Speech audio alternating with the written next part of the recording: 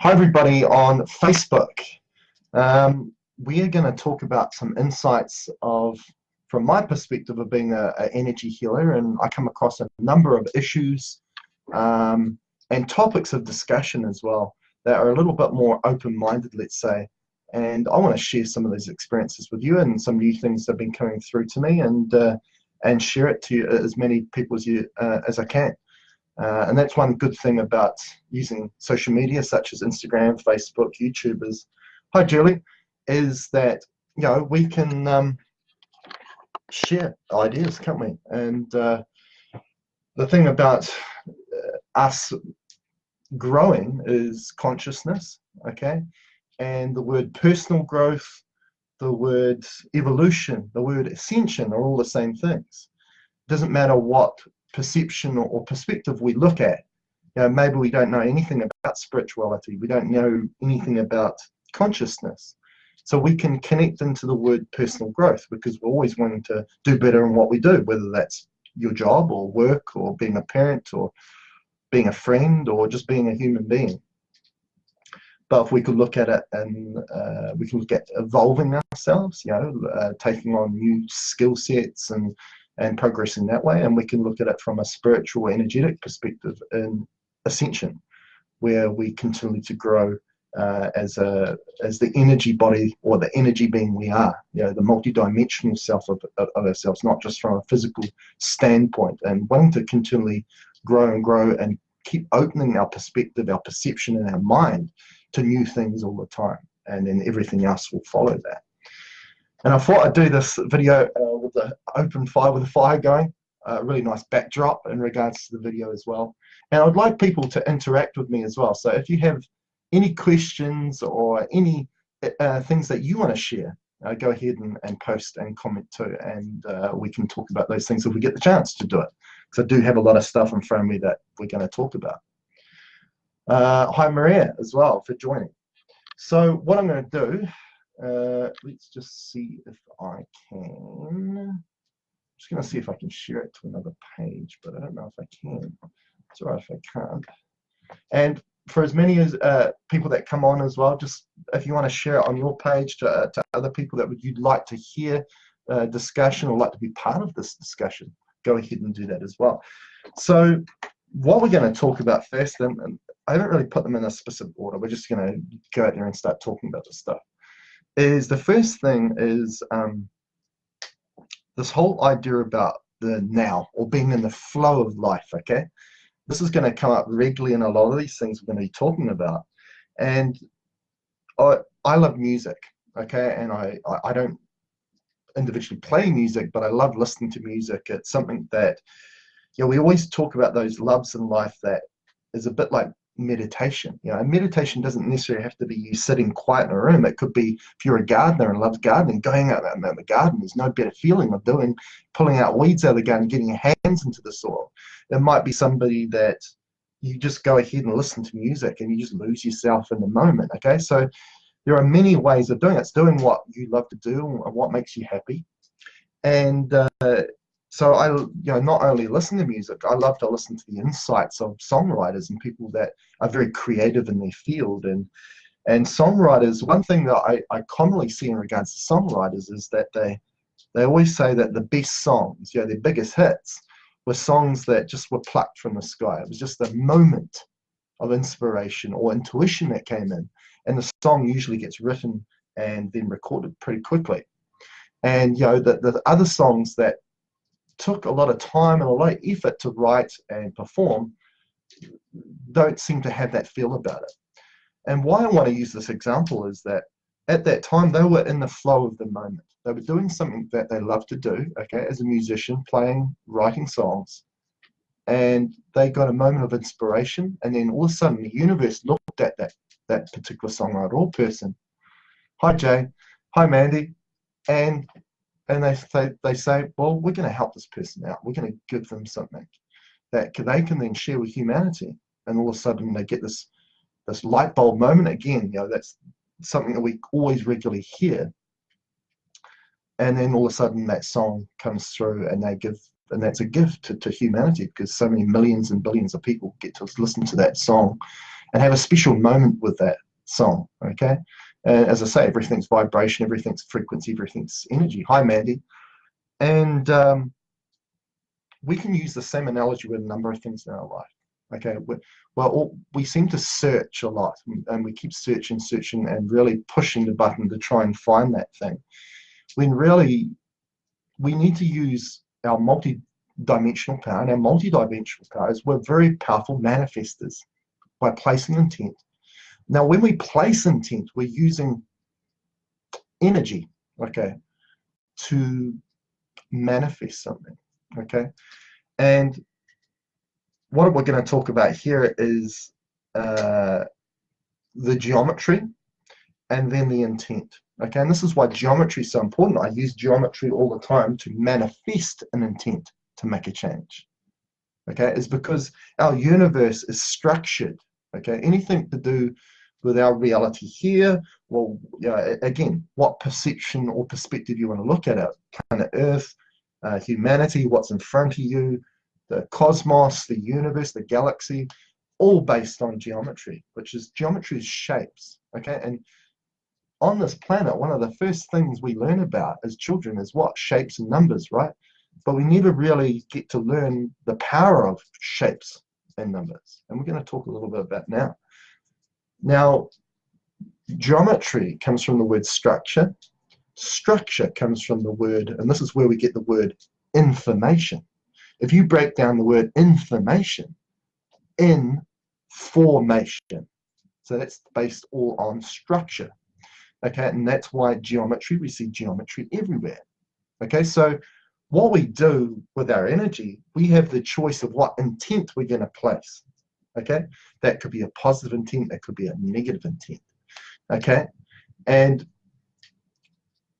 what I also deal with a lot of clients is, okay, a lot of manipulation or interference, whether we get that from someone around us, that might be a workmate or a family member or so on, in regards to intent, because intent is energy, it's an energetic exchange, or an entity or a negative consciousness, okay? And for anybody that's had sessions with me, that could be archons, reptilians, that could be anything, demonic, satanic, all these sorts of negative consciousness that can come through.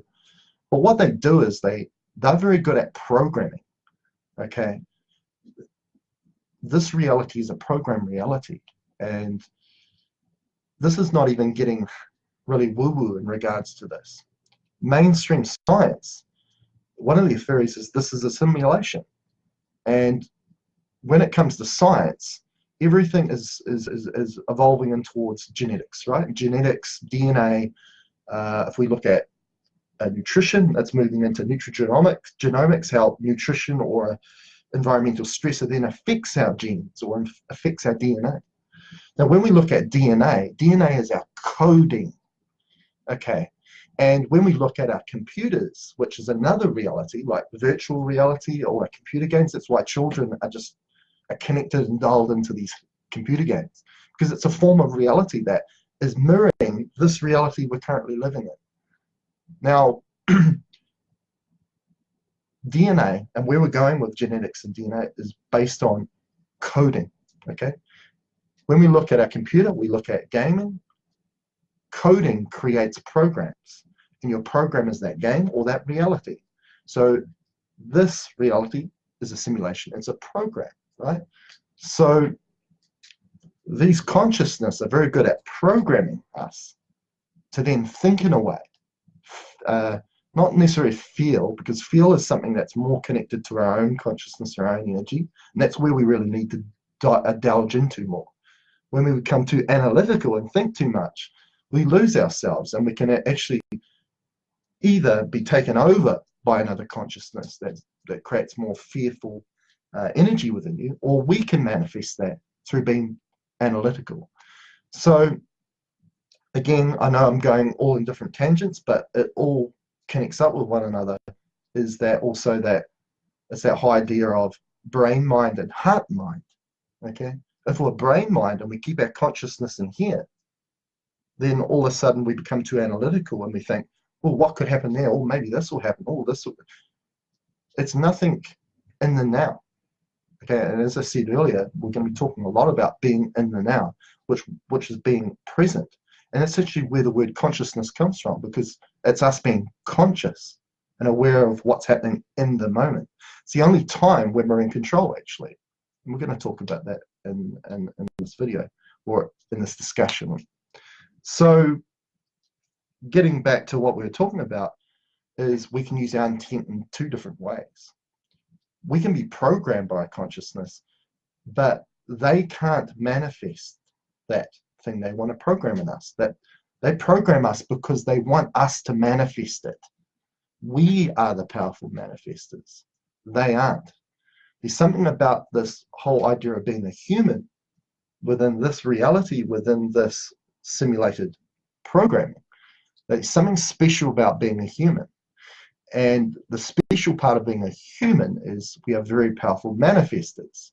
But if we're programmed in a way to manifest fear and negative energy, or we're creating that ourselves because we choose to do that, we give up our energy and sabotage ourselves.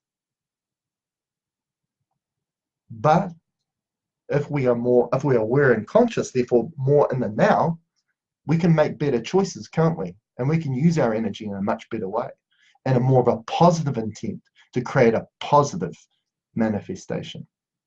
Okay, so let's continue. Let's Dow John. So one thing we need to understand is that within this reality, we are the coder of our reality. We are the coder of our what creates our reality in front of us. Okay, and that's what we call our perception of reality. And what I mean by perception of reality is the fact that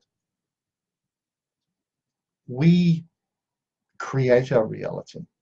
We could have 10 different people have the same thing in front of them, but they'll look at everything in a different way to the other person. There may be some common threads amongst them, but they all have different perception. That's just part of this experience of being a human. Okay, and the same thing why you look at all sorts of life, for example, nutrition, that there's not one diet for everybody, because it's always going to be different for each person. We're very individualistic in that nature. Now, we are also an avatar, so therefore an encoded form within our programmed reality. Our consciousness, our source of energy, which some people like to call the soul or your creator, is your infinite part of you. Okay, it never dies. It's the energy that sources this encoded form within this reality. Now, your encoded form within this reality is connected to a lifespan, birth and death. That area between birth and death, I should say. But the idea of just birth and death and that lifespan is all based around fear, because how much fear is circulating around death? What happens after we die, right? So, and then that lowers our vibration, and then we never find out who we truly are. Okay, so we're going to keep going. So, as I say, we have been programmed. Then we use our own intent and manifestation based upon a choice. Okay, and obviously that programming can influence that choice. There's no doubt about that. And that's what I do here at Truly Holistic. We remove all these other consciousnesses that are docking down into your mind and connecting to you, and therefore changing or distorting your perception of reality. Okay, and we see that in a very chronic case with what we deem mental illness, psychosis, schizophrenia, depression, and then even anxiety. These conditions are all based on fear, a fear energy. Okay, and as I say, we do have a part to play in that, a responsibility, and we have control in regards to our choices of what we can make, as long as we can remove those things that are going against your free will and programming you, but also the programming that you are putting into place yourself. Okay, we can either sabotage ourselves or we can charge ourselves up and therefore continue to evolve and grow, which we call personal growth or evolution, or ascend. And that's what ascension is all about. Okay. When we hold on to fear, when we hold on to the past, we don't stay in the now. We do not evolve. We do not find personal growth. We do not evolve. We will not ascend. Okay. And that's what ascension is all about. Okay. So what I'm going to talk about this synergy of geometry and intent. Okay. And what I'm finding is when we have to clear this out, it's a black cube. Okay. And this symbolism is found in the world, like Mecca is a big black cube. Okay. And the cube geometry is the basis of holding an intent. Okay. So we can call that a source of energy. Okay. As I say, the universe is structured based on structure, and structure is geometry, shapes, and numerology, numbers. And that's why those two things are very important, because numbers are coding, right? Now, majority of geometries are facilitators of energy. A cube is a source of energy because it holds whatever's placed in it. So if an entity or another negative consciousness has programmed you, or you have used your intent in a negative way, you've chosen to do that, you create black cubes.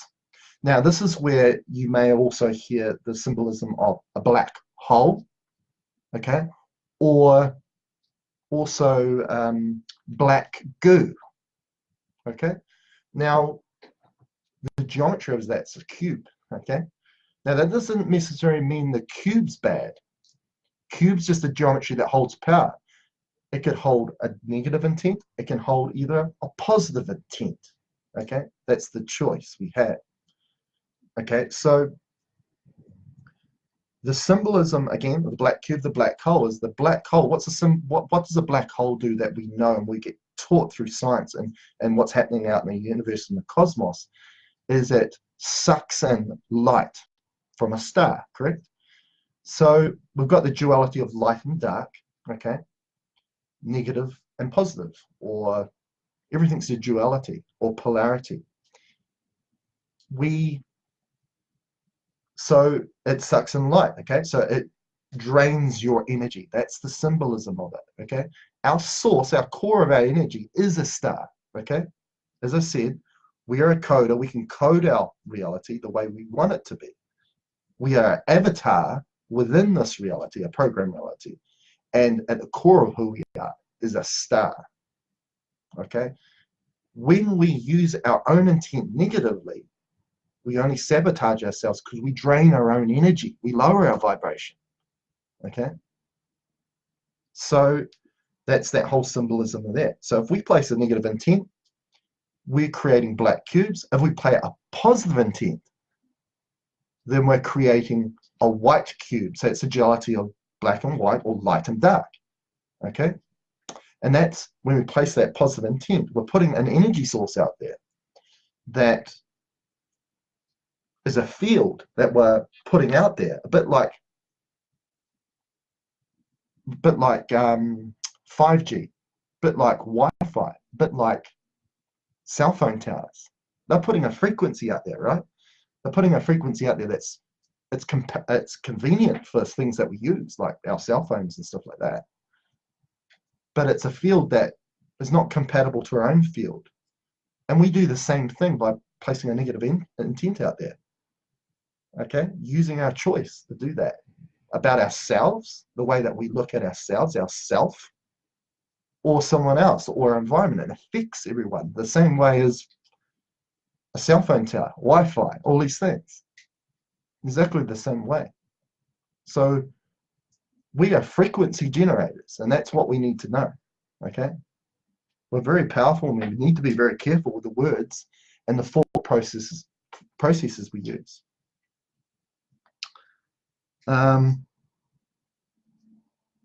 So let's take this example. If you think something is going to go wrong, then it will. because you're placing that intent out there. Your thought process will actually verbally saying it. If you're expecting something to go wrong, it will. That's what will be your experience. That's how powerful you are. Okay? And I used to do this little experiment with a previous job of mine, where I'd turn up at the start of a shift. And for anyone who didn't know, I used to work in a hospital. And I used to come in and I'd say, well, I can see that the ward's completely full with people, and this is going to be a hard day. But I place a positive intent on it. I think I'm just going to enjoy the day as much as I can, because I'm not going to be here to suffer. I want to enjoy my day. But then I'd see other people coming down to work with that had a horrible day the day previous. And straight away from the intent of their day, it was going to be crap. It was just going to be rubbish. Everything's going to turn bad. And 9 out of 10 times, that's what actually happened in that shift. And straight away, that just blew my mind. I was like, wow, this is powerful. Our intent, this is our choice, our control that we can use. And that just woke up a number of things. And another thing, if you feel like you need to keep looking for problems, you're looking for problems, that's all you'll find. You'll just find problems.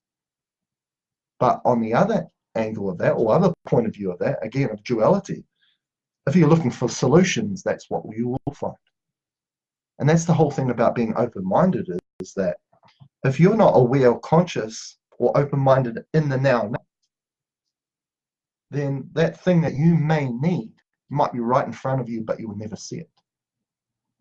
That thing that you've always been looking for may be just there, but you have no awareness, no consciousness to see it, or be open-minded enough to use that information, or even take that step towards that direction. So something very powerful to take on board. As I say, we could look at the world in a very negative way, but we can also choose to look at it in a very positive way as well. It's all experience. There's no bad or good here. It's just experience to learn from. And therefore, then use that to create something new. Now, we're going to completely jump off that, and we're going to talk about something a little bit more physical, okay? We've gone some pretty extreme stuff here to start with. So what we're going to talk about now is calcification. And this is a huge problem in regards to what we deem the physical components of disease and illness. And this is calcium buildup. So this is inorganic mineral buildup within the body. And we get that through sources like our water supply and so on. You know, for example, I'm pretty sure everybody has to wash, scrub and clean their shower after a while, because it gets this residue or film on it. That's limestone or hard mineral. That's calcium. Okay, and that sits in the body after a while. So we're a filter, and our filter gets clogged after a while. And we see that in a number of conditions, you know, arthritis. You look at, as we chronologically age, we turn to stone, don't we? We become less flexible, okay? And all these things, because we turn to stone. That's calcification. That's a buildup of this mineral residue. Now, what I've come to find is that really calcium, we call that a mineral, but we don't see the problems that we get from calcium and all the other minerals in our spectrum. So straight away, me having this open mind, I was like, there's something different about calcium. And what I've come to find within healing people with this issue, and we'll be able to make advances now with doing this new method, which you'll find nowhere else, is to look at calcium as an infection and a consciousness that's trying to take over your body. And as we chronologically age, that is a perfect example of that it does take over the body. And what I also see here at Truly Holistic is that calcification, or that inorganic mineral content in the body, then ferments and feeds pathogenic bacteria, mold, fungus, yeast, candida, all these things in the body. And a lot of the times we kind of go from a point of view that they all come from externally, like mold in my environment, so moldy and da-da-da-da. No, it's actually, you have strains of mold, bacteria, yeast strains, fungus, all these things in the body, but you want to keep it at a number that keeps it in check. And that's why we hear this importance of friendly bacteria in the gut health and digestive health is at the core of keeping you clean and keeping you healthy, is because, again, it's that duality of friendly and bad, pathogenic bacteria, friendly bacteria.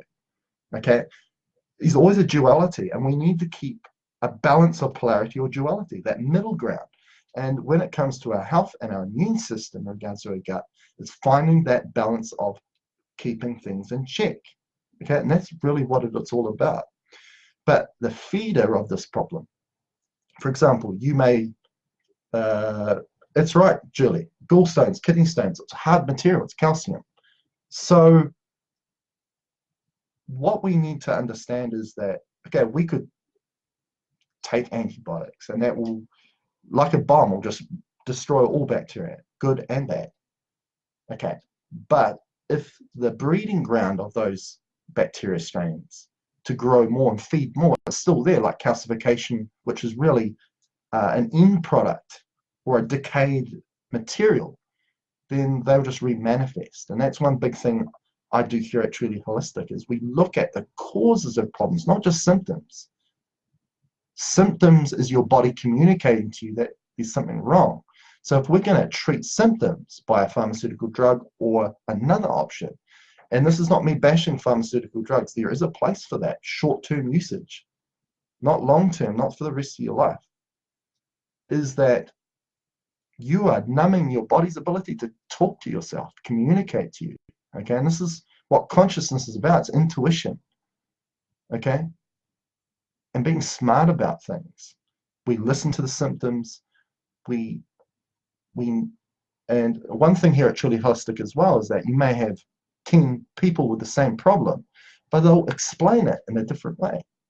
And they're explaining it in a different way because it's their unique body communicating to them and trying to describe what that symptom is. Pain, is it sharp? Is it dull? Is it burning? All these different ways of explaining it. And what I do is I write that specific word down because your body has talked to you, and then now you're talking to me, and I'm going to uphold that intelligence of your body. I'm going to respect that and use that, and lo and behold, it helps me find out what the problem is, the cause of the problem, not just the symptom, the cause. Okay. So coming back to calcification, it's a end product, which means it's a decayed or dead material. It's the same thing if you have a part of your organ or part of your body that's decayed or become necrotic.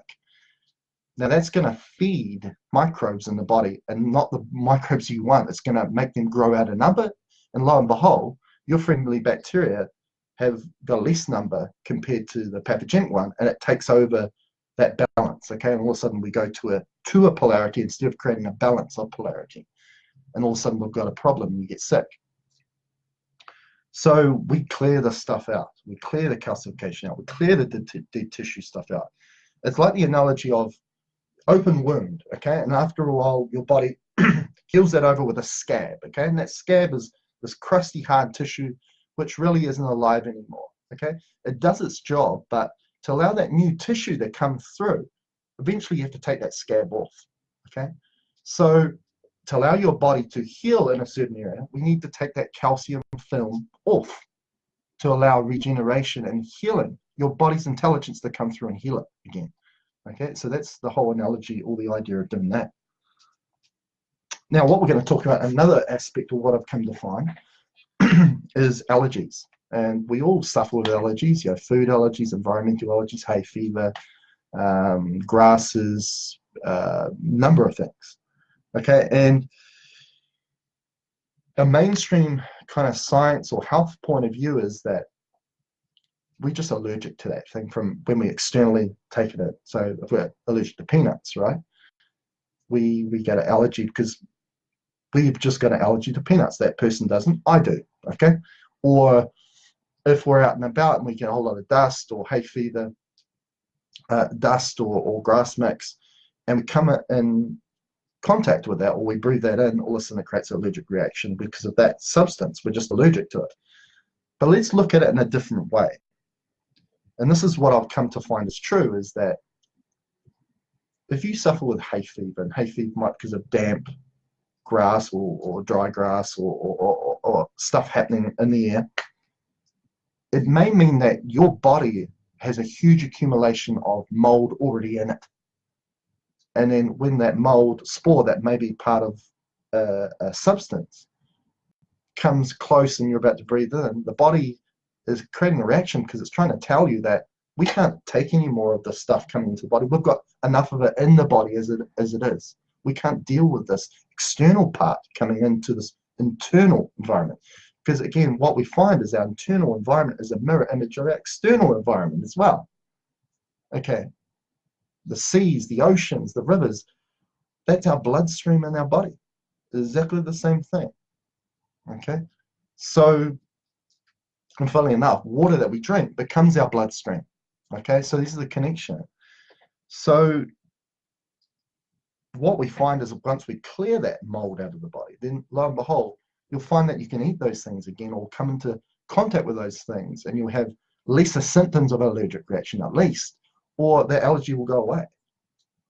Okay, perfect example, I had a lady here for a session, and she had eczema. Okay, and a lot of the times eczema is not just the external thing of the skin, it's something deeper into the body, because again, why it's coming through the skin is because one of the measures of the body is to try and purge it out of the body through the skin, and lo and behold, then you see a rash and eczema. Now it's usually because of something happening in the gut, a flow problem in the gut where there's an obstruction of something, or bowel toxins then get absorbed into the body and then the body has to push it through the skin, and lo and behold you get rashes or eczema. It could mean a few other things. But what came with this example of this lady was she had eczema, and we looked into it, and lo and behold we found a fungus. Okay, and I could have just gone ahead and cleared that fungus out of that person's body. But I thought, why not? Let's use old Dr. Google, research it up a little bit. So we found out this fungus was, one of its byproducts that it secreted was penicillin. So straight away when we find that out, the client goes, oh, I've got an allergy to penicillin. So that allergy from penicillin didn't necessarily come from taking too many antibiotics, because we use that substance, penicillin, from molds and funguses. We synthesize that from there to make antibiotics. And not only from antibiotic load that she had a fungus in her body that was secreting penicillin 24 hours, 7 days a week. Okay, and what that does then, it destroys all bacteria in your system, including friendly bacteria. And lo and behold, she had a massive gut problem, a microbial problem, and lo and behold, that's why she had eczema. So we see this number of times in the work that we do here at Truly Holistic, and it's just another example of keeping an open mind, because if we keep an open mind, we try things, we are going to find a solution. If we look for a solution, therefore, if we are looking for solutions, we are open-minded, full stop, aren't we? So that's a perfect example of that. Now, getting back to the now, okay, is being in the present moment, okay, moment after moment.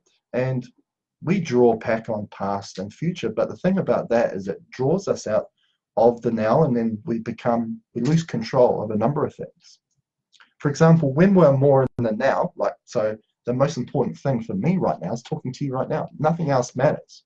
The only thing that matters is me talking in front of this camera now on Facebook Live.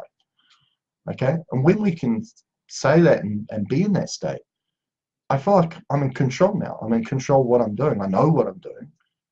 It's not a matter of fact, oh, I might be doing that in 5 minutes. I might be doing that. No, it's about what you're doing now, being in control of that moment. Because when you are in the now and therefore in control, you'll notice you become more intuitive. You're more creative. You'll be actually more productive. Okay, because when we think, oh, we've got this thing to do, this, when we go out there with all this distraction, you actually find that your mind actually gets in the way of a number of things, and things take longer to do anyway. Okay, if we can stay calm and not stress out too much, because stress comes from not being in the now. Okay, when we involve ourselves in all this distraction, Okay, all these things that they're saying is important for you to do in life. You know what the news is telling you to do. Hey, you got to be you got to all these things of destruction happening that they keep telling you. What about the good things that are happening in life? There's 100 times fold more good things happening in this world than there is bad things. But we only keep hearing about bad things because the bad things create fear and therefore create you to lower your vibration. Okay? They sabotage your health if you take those things on.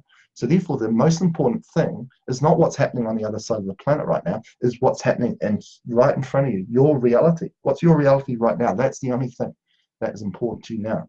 As I say, more intuitive, more creative, more productive, less stress or no stress,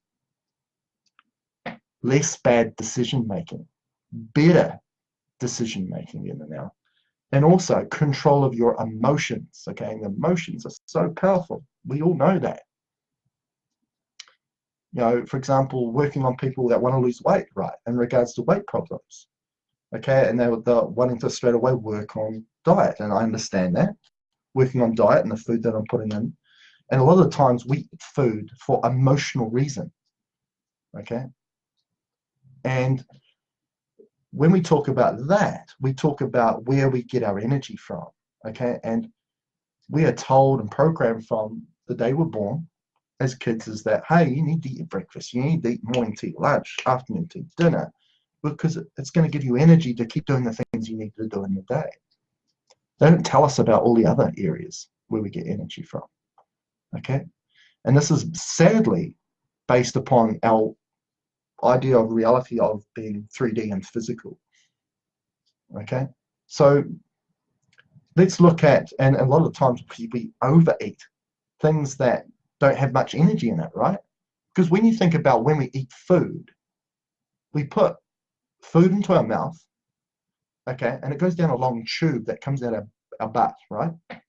The digestive system is just a tube, U-tube, and we throw food down there, right? And we chew our food, of course, and we have our procellular glands that secrete saliva and amylase to break down carbohydrate and goes down a tube to the stomach, and the stomach then liquefies that solid into a liquid so it can then move on into the digestive system, into the small intestine. Then there's enzymes that go into there from the pancreas on to all of a sudden allow those friendly bacteria to break the food down. We don't break it down. The bacteria do it, okay? And then what happens is those nutrients from the food then get absorbed into the body, right? Through the gut wall, okay? So when you really think about it, we don't uptake food. Food goes through here and goes out of us. We don't hold on to food. What we hold on to is the energy in the food. So if we look how this will change your idea of what food is and nutrition is. A nutrient, a vitamin, what is that? Energy. Full stop. Okay? What's the difference between vitamin B9 and vitamin B12 is they have different signature vibration or frequency of energy. That's it. Full stop. So when we look at it as energy, we start to think, okay, where else are we giving up our energy and where else are we getting energy from? Okay? So we've already talked about food. We could talk about water, and we hear the emphasis of how much water we should drink. What about the quality of water we drink? For example, the universe is based on structure, geometry, right? So if our water is not structured, we could drink all the water we want to, but we'll still be dehydrated. Because water has a great effect on our cells at a cellular level, but if it's not structured, it will not enter the cell. But if it is structured, it will, and you'll become more hydrated. So again, I found out in my work is that another example, a client who wasn't a big fan of drinking water. We found dehydration was a problem for this particular individual in regards to one of the problems they wanted to work on. So straight away, you're like, okay, we know that this person needs more water, but she doesn't like water. So straight away, the answer was, hey, this person, you need to, and this is quite often what you'll hear, you need 2.5 to 3 liters of water a day for all, everything to work and function properly in your body. And I know for a fact she wasn't going to drink that much water. So straight away I asked with an open mind, I knew structured water is better. Okay, what about if this client used some of my geometry tools to keep structuring their water, like the neutralization and sunring? Lo and behold, it came back and it said she only needs 1 litre of water a day, or not even that. So that's the difference. All of a sudden that was something that made it easier for her to become hydrated just by knowing that, being open to the information of, hey, if I structure my water, I've looked up information and found out that water is a lot better if I structure it, and knowing the way of structuring it, then all of a sudden I don't need as much water, and the water I drink is more potent. It's a sustenance of energy. Okay. Exercise. Okay. Again, if you're doing the wrong form of exercise, it can drain your energy. But if you're doing the right exercise, that's right for you, because again, we're all individuals. The right exercise for one person might be just doing meditation or yoga and working on flexibility. One person, it might be doing weights. It's not a blanket effect for everybody, or running or walking. Okay, it's all a balance, again, a polarity, a duality of, you need to hold on to energy, and you have to make sure that you're not giving up your energy all the time. Again, sustenance of energy. So what you'll also see with people is that people that smoke cigarettes, we get told blanket term, smoking cigarettes causes throat cancer, lung cancer. But we don't see that with everybody that smokes. So there must be other things that come into this equation, right? Same with one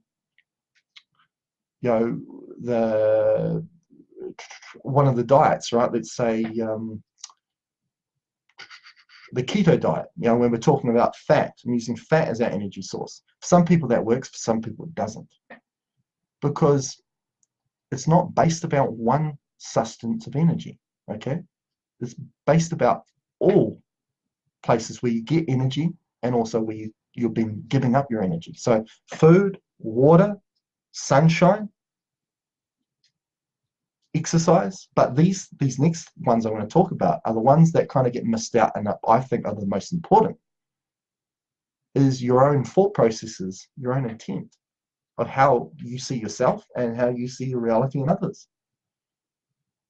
If you see yourself in a negative way, or others in a negative way, or life in a negative way, and you place that negative intent out there, you keep giving up your energy. And when you feel that way, do you notice that all of a sudden you eat all the bad foods? They've got sugar in them, ice cream, chocolate, all the processed takeaway foods. That's because our body's starving for energy, because you've given up all your energy through bad relationships, toxic relationships, with yourself, but also with a loved one or with your family, being in a job that you don't like to do. Remember, a majority of our life, for most of us, we're working, right? So it's time that you want to enjoy. So that's why it's important to find out, be inspired to find out what you love to do. Because if you can find a job doing that, then you've got it sussed, right? My personal, and this is just me talking here, is that I can go for hours and hours just doing energy healing for people, and I forget to eat. I don't need it, because I've got all this geometry around sustaining me with energy. I'm loving what I'm doing because I'm doing a job I love. I'm working with lovely clients, people that have a common connection with you. That's all sustenance of energy. So we need to take into account all the aspects where we get energy from, not just eating. And that can have effect on weight loss as well. And what we quite often see is that I have some clients that say, I've changed this diet, I've changed this diet, I'm not even eating. I'm hardly eating at all, I'm doing fasting, and the weight won't go. Well, that's a perfect example. That's nothing to do with the energy source from food. It's something to do with one of the other facets of your life. So just keep that in mind too. Okay. Now, next topic. Blood pressure. Yeah. Now, this is a very interesting one because, again, it's an epidemic out there, is blood pressure problems and high blood pressure. And the thing with blood pressure or increasing blood pressure is a survival mechanism of our body, okay? The intelligence of our body, actually. We go to our GP or doctor to get your blood pressure taken. A lot of the time it's you trying to rush there to get there on time. And lo and behold, your body's not in a natural state anyway. And lo and behold, your blood pressure is probably high anyway. You get your blood pressure taken, okay? And a lot of the good GPs or good doctors will tell you, hey, you've got to change some things in your lifestyle, diet, not just throwing you a script to get onto a high blood pressure medication. But if you don't address those things, you're not conscious, aware, and listening to your body, right symptoms, then you won't do that, and you'll probably end up on a medication, right? Now, the important question of high blood pressure is, why is the body having to do that? Go into a survival mechanism of increasing blood pressure in the body. So therefore, your organs and tissues are getting enough blood supply and therefore getting enough oxygenation. And quite often, it most likely is a flow problem, and that's energetic and also in the physical body. So when we get more into the now, okay, and put positive intent out to the world and knowing that that's going to attract back to you, not going out there searching too much and getting out into that distraction and therefore getting out of control. If you stay in the flow of things, less stress, right? And what do they say about heart disease is stress kills, right? Stress causes essentially all problems. And that's just a state of mind or how you live your life, right? And what we do find with being in the now, and this is what meditation helps you to create this feeling of being in the now, is that all of a sudden anxiety goes, all the things that are fear-based and stress-based go. And that will also have an effect of how your cardiovascular system will work. And therefore blood, and quite often what you find out, you remove the causes of stress, blood pressure comes back to normal. Now, there's no standard blood pressure. And again, getting back to that individual thing, we're all different.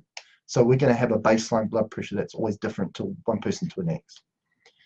And that's one thing you need to take into effect as well, and keep in mind. So we're talking about the flow, okay, energetically, okay, and being in a state where you're less stressed, not being overwhelmed by distraction. And what we also see as the physical manifestation of that is thick blood, or coagulation of the blood thickens. And what thick blood is, and hey, I was a nurse for 13 years, and we kept getting told about, blood pressure, is a killer, silent killer, and caused by stress, but more importantly, thick blood causes heart attacks because it can cause blood clots and so on, because we need flow of that blood through the body, right? Everything needs to be oxygenated. And I never got told that, hey, blood, just this general statement, thick blood is inflamed blood. And what else do we see is at the core, at a physical level, or a marker of disease and illness, is inflammation, right? Excess inflammation. So when our blood becomes inflamed, it thickens. Simple as that. So again, stress, our thought processes then create a negative effect that creates inflammation in the body, just that alone, okay? So keep that also in mind, is that, okay, thick blood is inflamed blood, okay? Now, another thing we're going to talk about is, we're going to go back to the now, and what I've come to find how past, and looking at things in the past, relate to this in regards to disease and health problems too, is if we use, the best way to use the past is there to reflect on it and then learn from that experience. As I say, there's no good or bad, there's just experience, right? And whether that was a good or bad experience, we reflect on that because that was a moment that we had that is now gone, okay? Because we need to look at life as one moment after another. That keeps us in the now, in the moment, where we can be in control, make the right decisions, control our emotions and all these sorts of things, right?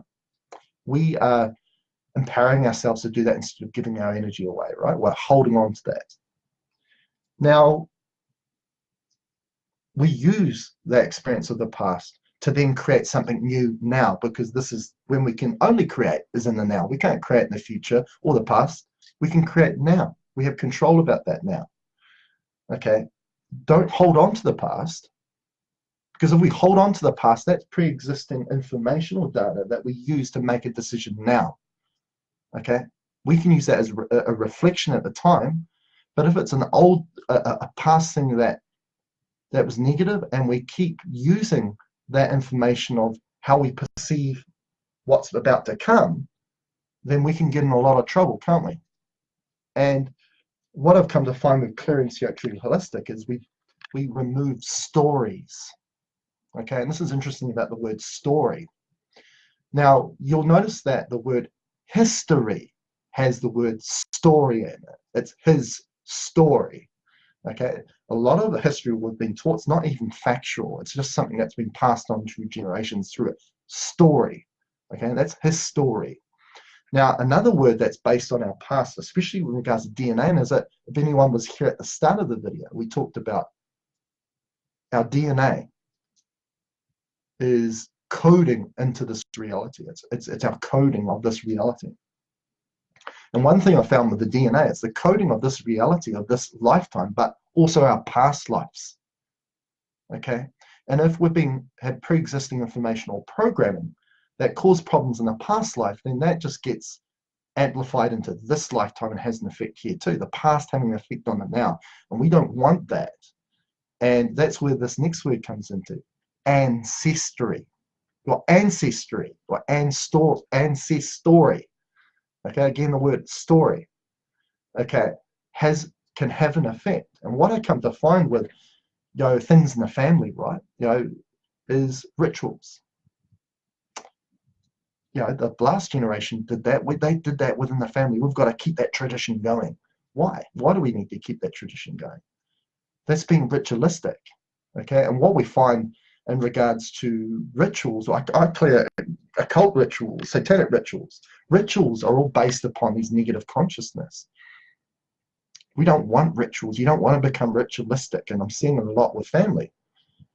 In regards to ancestry, whether it's coded in our DNA, or whether we're practicing those rituals because it's just part of who our family is. But you're an individual.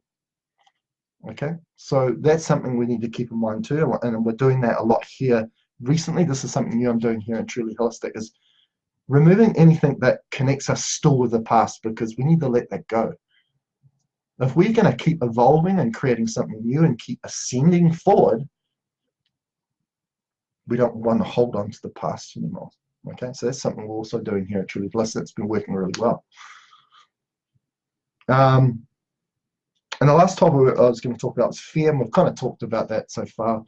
But just from the perspective that if we're using negative intent, or we're becoming fearful a lot, and we're using fear as a sustenance of energy, which is not a great sustenance energy because it takes your energy away, and therefore then you're no good to anybody, including yourself. You're not in a state to make a good decision or help yourself in any way, right? That's a field. And if we emit fear, we emit that fear outwards. It's something we feel inwards, and then we emit it out. Okay, and it's just like, as I say, cell phone towers, Wi-Fi, all this frequency, which we also deem frequency weapons that lower our vibration. We are doing that to ourselves, but we're giving that to our environment too. And that might mean, and things around you getting bad luck all the time, things breaking down all the time, which we go, oh, it's bad luck. No, it's not bad luck. It's all energy. Okay. All of a sudden, conflicting people come into your life all the time, people that want to take advantage of you. Well, you're emitting that frequency out, so therefore you attract it. You attract it. Okay. So what I want you to take from that is that you have the control. You do have control of creating your own reality. If you emit love and high vibrations, okay, some people say that, but you got to be true to yourself, okay? There's that hidden fear underneath it still. if you really trust, if you understand reality, and a big key is to this is understanding reality, understanding these things we're talking about in this video. And that's why I want to share it with you, because it can just change your life in a very profound way. It's changing my life in a very profound way. Because if you emit high vibration out, what you'll find out is things just manifest and just fall into place. And we call that in the flow. All of a sudden, you attract the things that you've always wanted to in life. But you only will once you realize how powerful you are, and using your own energy in the way that you should be using it to therefore manifest the things you want in life, instead of sabotaging the things that you want in life and therefore being essentially a SHIT magnet. Okay, so I wanted to talk about that. You are a frequency emitter, and when you see cell phone towers and all this other frequency stuff, and we keep arguing about it, saying, "Oh, they're doing this is horrible," da da da. You're feeding you're fueling the fire of it. You're sending negative stuff to something that's negative. Okay, remember what polarity is. Polarity is the opposite. So you want to give love to it. You want to neutralize that frequency of fear with love, because that's what really repels it and transmutes that field. One thing about energy is energy. There's no start of energy and there's no finish of energy. It just transmutes. Energy is infinite. So therefore, when we understand frequency and vibration, we understand reality, and we know that 5G, Wi-Fi, cell phone towers is just based on frequency, we can use our power, our intent, our manifestation of that same frequency or our energy that's higher in vibration to transmute it. We can do that, okay? At the moment, to get our heads around it, we use geometry tools and those sorts of things, which like tensor geometry, tensor fields. But really the power of those tools is it amplifies your own intent that you've always had, the power that you've always had. Okay? So keep that in mind. You are powerful. You are a star at the core of who you are. Okay? So that's essentially it. I hope you've really enjoyed the Facebook Live video and love the backdrop of a nice fire going there, which I better get some wood on there so very soon. But what I'm going to do now, if anybody wants to post a question, go ahead and do it now, and I'm happy to answer it for you, just for the next few minutes, and then I better go. But if anybody has a question, ask a question now.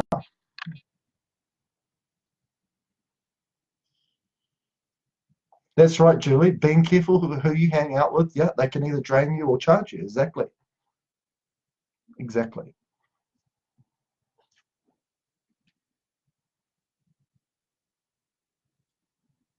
You're most welcome, Francine and Julie.